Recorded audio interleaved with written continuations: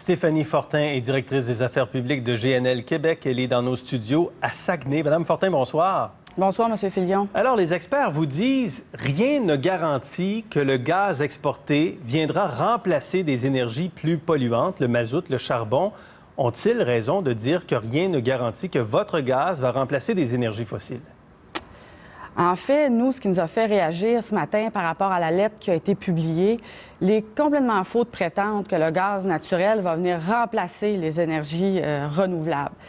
Le gaz naturel, c'est vraiment une énergie de complément aux énergies renouvelables pour pallier à l'intermittence et aux besoins industriels qui sont actuellement en demande dans les pays. Vous savez, on ne peut pas parler d'une transition énergétique, il faut parler des transitions énergétiques et qui sont propres à chacun des pays et à leur économie.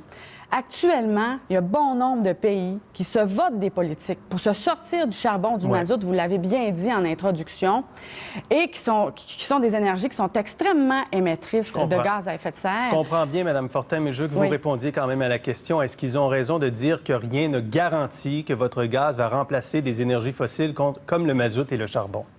La garantie qu'on a, oui, on en a des garanties parce que ces pays-là, actuellement, se votent les politiques pour se sortir du charbon. Et comment ils le font? Ils le font, effectivement, en augmentant la part du renouvelable, mais également en utilisant la part du gaz naturel liquéfié qui vient, comme je vous l'ai dit d'entrée de jeu, en complément et en soutien à l'intermittence des énergies renouvelables. Alors oui, on a une garantie parce que c'est la réalité géopolitique dans laquelle on se trouve et le bouquet énergétique actuellement qui est la réalité. Est-ce que vous avez la garantie que votre gaz naturel ne va pas remplacer des énergies plus propres, des énergies renouvelables? Écoutez, actuellement, il y a des pays qui se votent des taxes carbone justement pour augmenter la part des renouvelables. Alors non, le gaz naturel n'ira pas remplacer du renouvelable. Mais il ne pourrait pas se retrouver en concurrence avec des énergies propres, renouvelables, sur les mêmes marchés internationaux? Demain matin, vous savez, il y a encore 6500 centrales au charbon. Il y en a 500 en construction en Asie. Demain matin, on se dit, on ferme toutes les centrales au charbon. Ça prendrait 400 usines comme GNL pour répondre à la demande.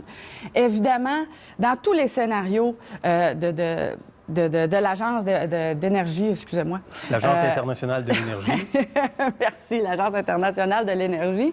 Dans tout le scénario, que ce soit le scénario de base ou le scénario de développement durable, il y a une augmentation des renouvelables, mais il y a également une grande partie qui appartient au gaz naturel. Il y a des experts d'Harvard qui le disent, la place du gaz naturel est là. Les experts qu'on a entendus, on en avait un hier, là, Jérôme Duprat, qui est titulaire de la chaire en économie écologique, il dit, lui, que la transition énergétique doit aller beaucoup plus vite que ça. Eux autres évoquent 10 ans. En fait, la plupart des experts évoquent une urgence climatique dans la prochaine décennie et qu'il faut aller au-delà des énergies fossiles, justement, comme le gaz naturel. Se peut-il que le gaz naturel propose une transition trop lente dans les faits? Bien, en fait, la transition énergétique, on est en plein dedans. Puis nous non plus, on la nie pas, l'urgence climatique. Vous savez, l'essence même de notre projet, c'est la lutte au changement climatique. Et la place du renouvelable est indéniable, mais la place du gaz naturel liquéfié également. Et il faut prendre ça un petit peu. C'est comme si on vous demandait demain matin de perdre du poids. L'humanité actuellement est en obésité, si on veut, énergétique. Elle doit perdre du poids. Mais on va vous dire demain matin, jeûner pour perdre du poids. Combien de temps que ça va durer, cette réalité-là? Ça ne durera pas longtemps. Mais nous, ce qu'on propose, c'est une solution pragmatique. Oui, perdre du poids tranquillement. Tranquillement. On ne dit pas que le gaz naturel... Une livre à la fois. Une livre à la fois, c'est de toute façon les saines habitudes de vie. Donc, la bonne énergie à la bonne place. OK. Jérôme Duprat nous disait hier, durée de vie de GNL, votre projet, là, sur 40-50 ans à peu près, alors qu'il faut agir d'ici 10 ans. Est-ce qu'il n'y a pas un danger que votre complexe se retrouve finalement dans une décennie ou deux en sous-utilisation? Pas du tout.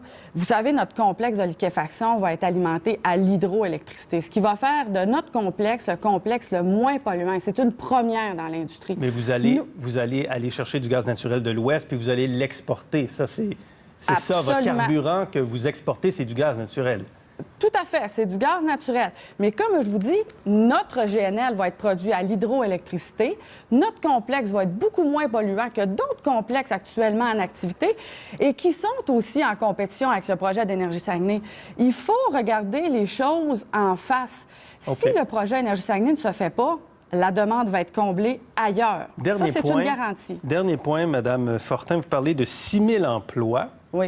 Or, il y a je regardais aujourd'hui, Statistique Canada, 3 570 postes vacants au Saguenay-Lac-Saint-Jean, selon les dernières données de Statistique Canada. Postes vacants. Est-ce que vos travailleurs devront venir du Texas ou de l'Ouest canadien, des travailleurs dans un secteur spécialisé comme ça? Bien, tout d'abord, il faudrait regarder, selon les statistiques, de quelle nature sont ces emplois qui ne sont pas comblés. Nous, ce que je peux vous dire, puis j'entendais ce matin, d'ailleurs, j'entendais M. Duprat à votre émission hier, de dire que notre région est en pénurie d'emplois, qu'il va falloir faire en sorte que les gens viennent de l'extérieur. On ne parle pas de l'extérieur. Oui, c'est sûr qu'il va y avoir des travailleurs, peut-être de l'Ouest, peut-être des États-Unis, mais assurément du Québec, des gens, des Bleuets expatriés qui vont revenir dans la région parce qu'on va proposer des emplois de qualité. Puis actuellement, mais ça, aussi c'est du Texas et de l'Ouest canadien. Je ne peux pas vous dire d'où les gens exactement vont venir, mais nous, ce qu'on fait... Mais vous dites que des Bleuets vont revenir. Bien oui, on l'espère beaucoup. Mais nous, on travaille avec les tables d'enseignement ici dans la région. On veut développer une expertise pour les emplois qu'on aura à combler, puis cette expertise-là, elle va nous appartenir. Bien. Et ce sera nous, après, qui pourra exporter cette expertise-là. Merci, Mme Fortin, pour cette entrevue ce soir. Merci. Merci.